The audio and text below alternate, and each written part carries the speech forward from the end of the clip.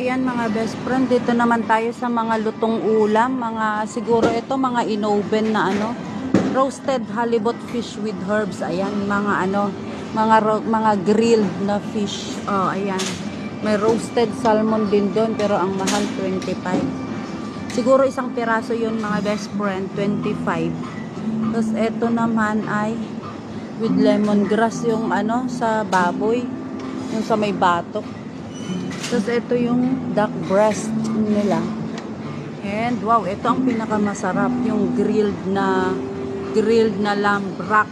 Pero 218 siya mga best friend, ang mahal.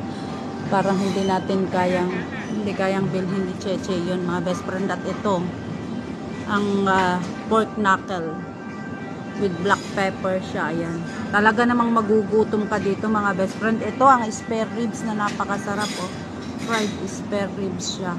Ayan na. Ayan mga best friend.